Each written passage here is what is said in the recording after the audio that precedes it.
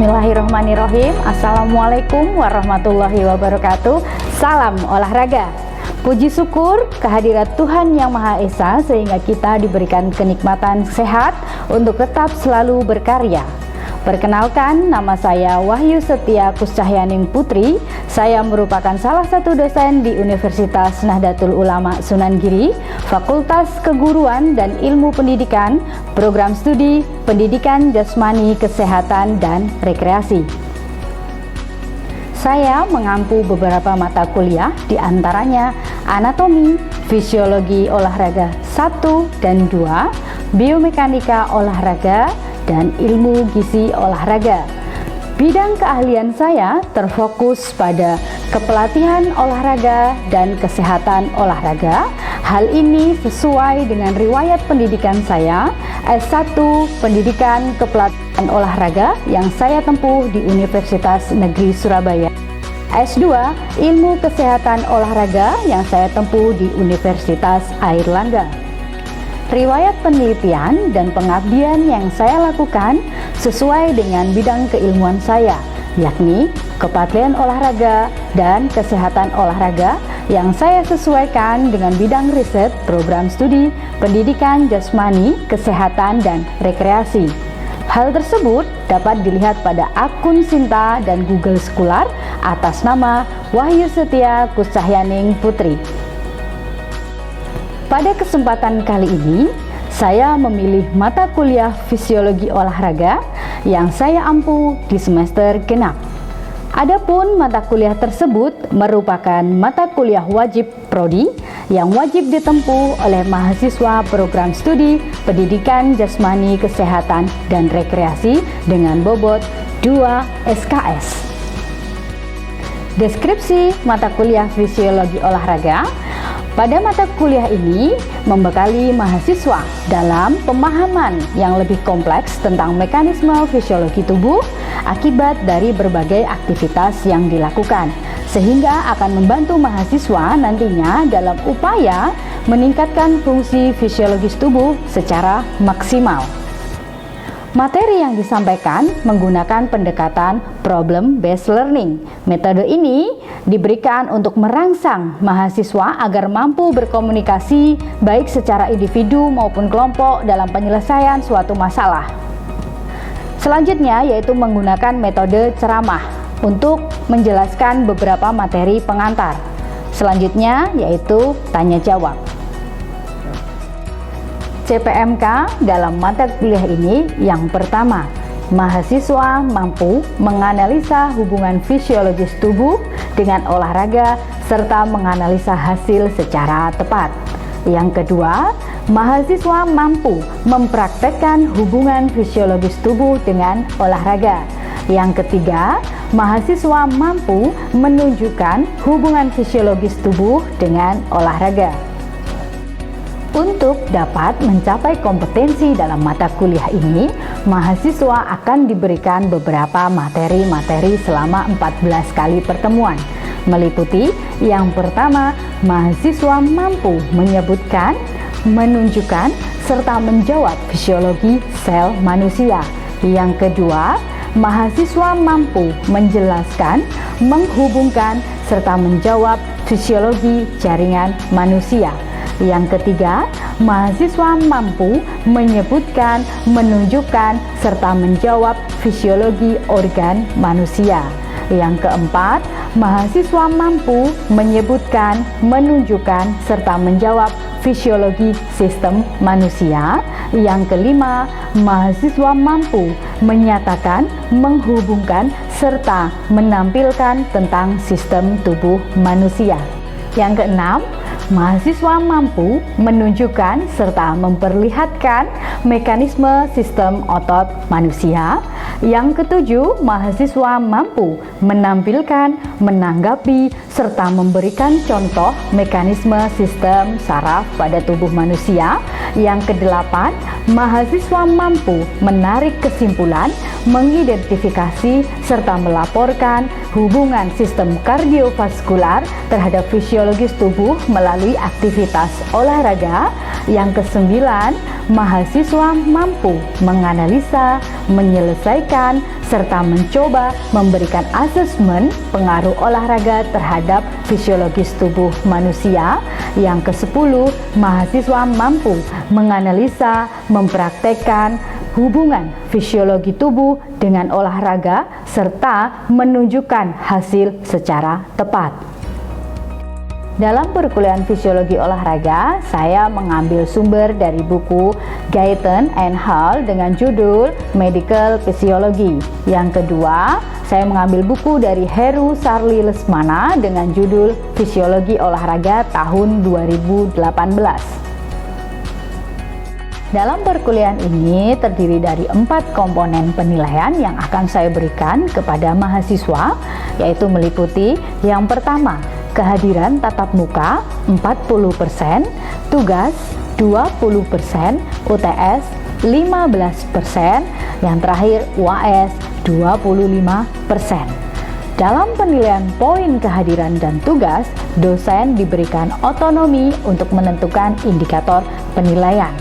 Pada perkuliahan saya, poin kehadiran tidak hanya berdasar pada absensi, namun juga keaktifan mahasiswa di dalam maupun di luar kelas. Poin tugas diambil dari tugas-tugas yang sudah diberikan, baik secara individu maupun kelompok. Berikut ini adalah video cuplikan proses perkuliahan Fisiologi Olahraga 1 dengan materi sel manusia.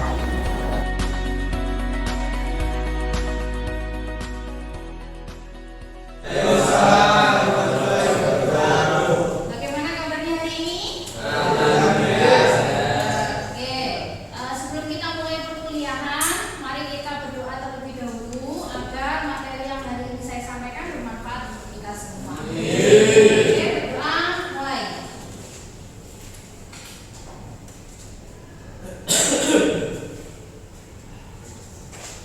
Selesai? Saya absen terlebih dahulu ya. Muhammad Khairul, M. Fadli, Zanuba, Ahmad Soni, Triasa, Surya, Siti, Ikhwan, Koiria, Ahmad Suryata, Muhammad Khairul, Tantowi, Salman, Muhammad Hafiz, Alwi, Berry. Oke, ya. Hari ini kita akan mempelajari fisiologi sel manusia, ya.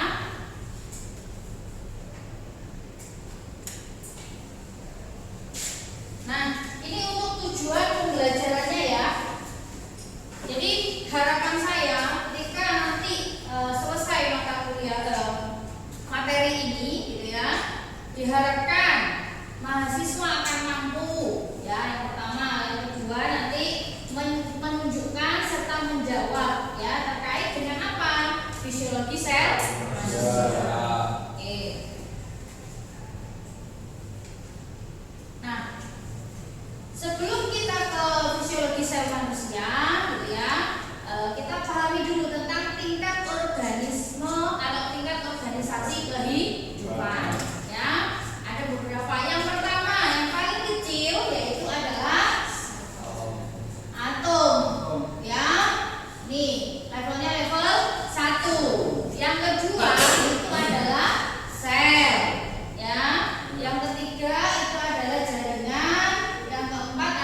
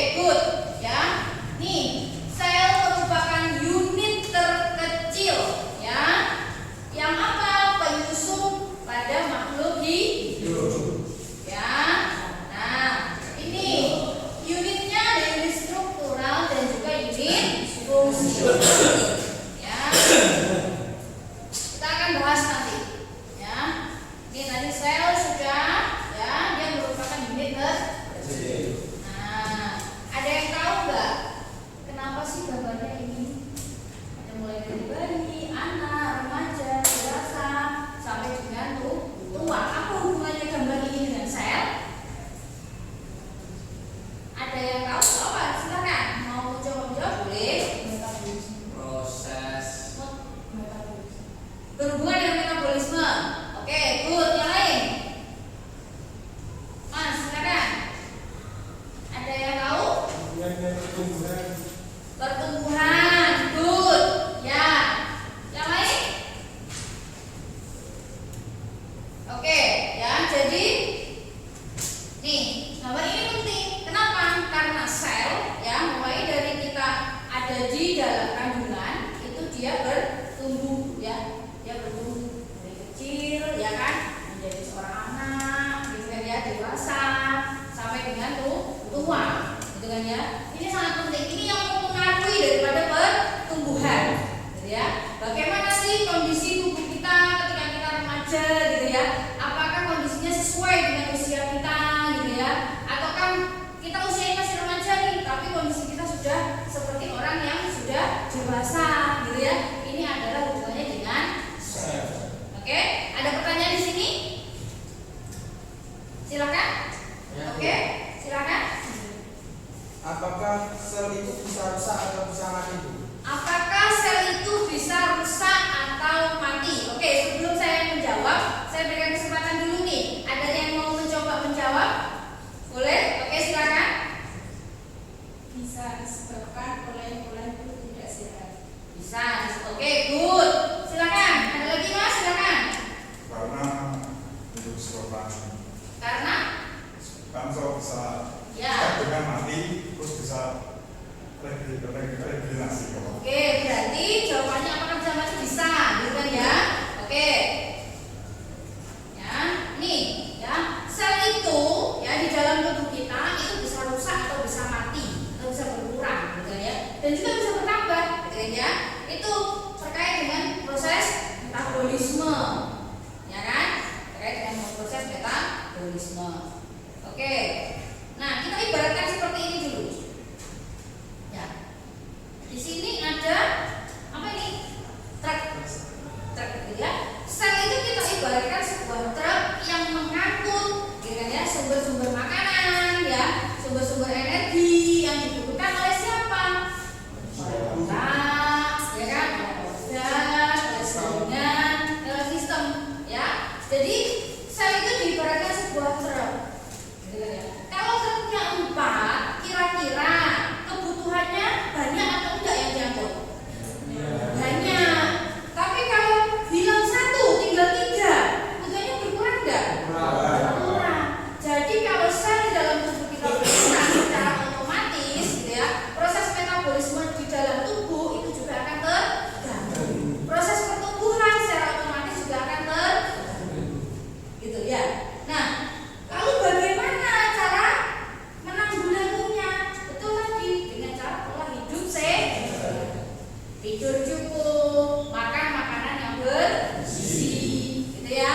Hindari hal-hal yang memicu sel ini rusak atau mati, gitu ya. Contohnya apa? Hindari pemaparan radikal B.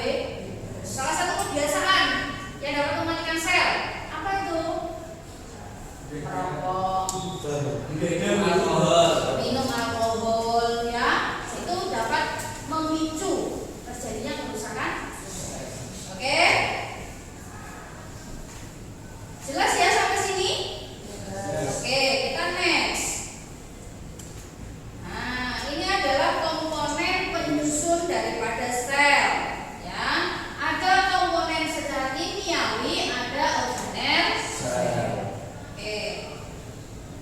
Nah,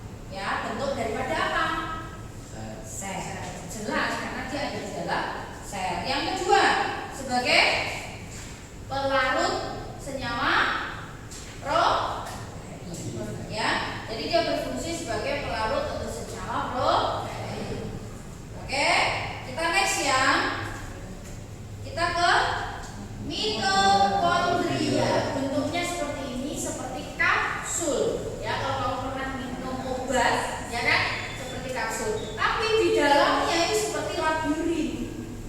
Jadi bentuknya S. Ya, ini mitokondria.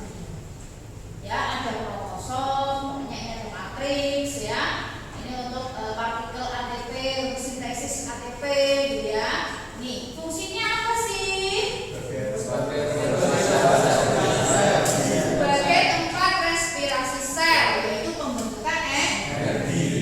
Karena ada sintesis ATP yang dibutuhkan untuk apa? Metabolisme energi. Oke? Nah, kita ke RE. Apa itu? Ya, bentuknya seperti ini ya. Ada RE kasar, ada RE halus. Kalau RE halus itu tidak ada bintik-bintiknya. Ya, nih yang kuning-kuningnya ini loh, tidak ada. Ya, tapi kalau yang kasar ada. Ya. Nah, ini fungsi yang kasar dulu. Apa? Kalau yang halus, ya intinya kalau yang halus hubungannya dengan lemak, kalau yang kasar hubungannya dengan protein. Karena kita ditempelin protein ini, ya.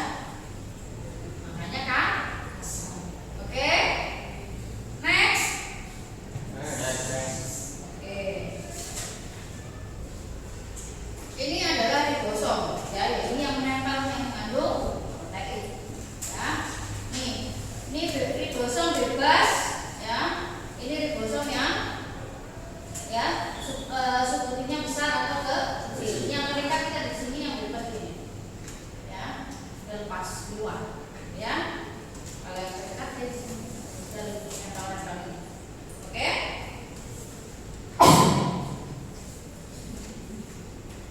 Sudah jelas? Kita next ya. Kita ke pada bagian sel yaitu badan. Ya. Nih fungsinya yang pertama membentuk dinding sel. Ini kalau pada tumbuhan, tapi kita pada manusia berarti pada manusia. Oke. Yang kedua membentuk bahan. Yang ketiga membentuk lisosom. Yang keempat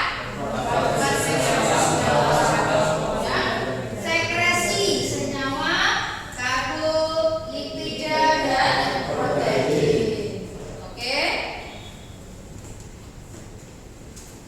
Nah, ini untuk apa namanya lisosom ya.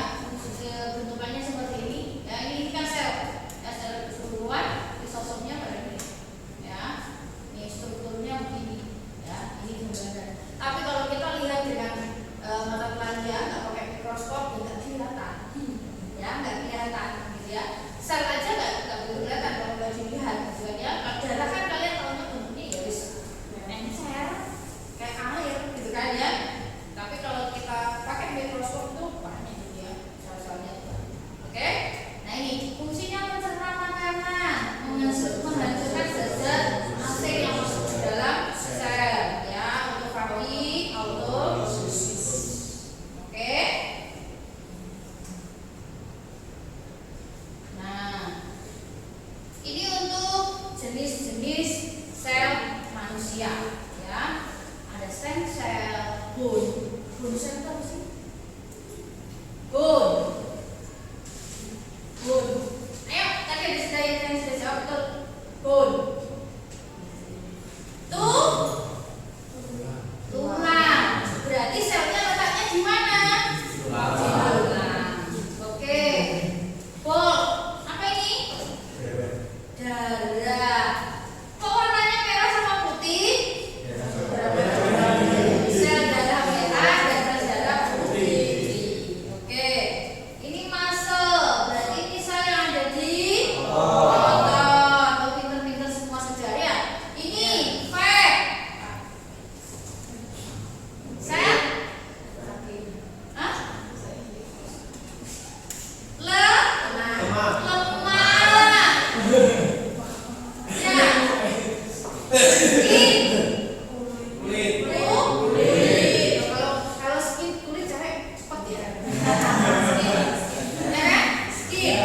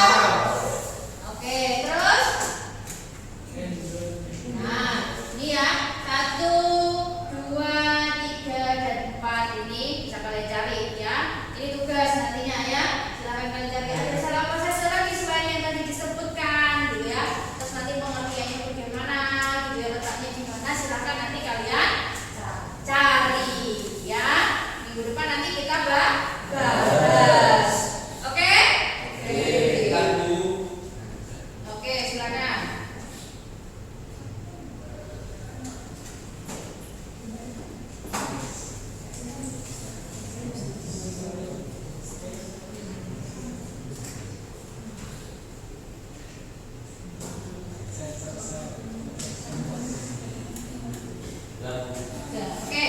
Nanti di tugasnya nanti apa namanya ditulis tangan ya. Untuk depan kita kumpulkan. Sebelum saya akhiri, ada yang ditanyakan atau sudah jelas? Ya, di kertas. Ditulis di kertas folio, garis ya. Nanti minggu depan kita bahas ya.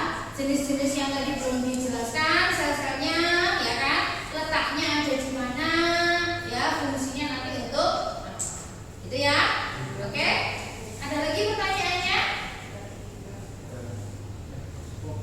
Oke, nanti bisa ditambah ya. Sebetulnya saya pakai buku Gaiten ya, tahun 2018 buku ajar fisiologi kedokteran edisi 12. Nanti silakan e-booknya bisa dicari di Google ya, gratis. Oke? Oke. Kalau tidak ada lagi yang ditanyakan ya, sampai ketemu minggu depan gitu ya, dengan hasil daripada tugasnya nanti kita bahas secara diskusi. Oke? Oke. Saya akhiri. Terima kasih. Wassalamualaikum warahmatullahi wabarakatuh.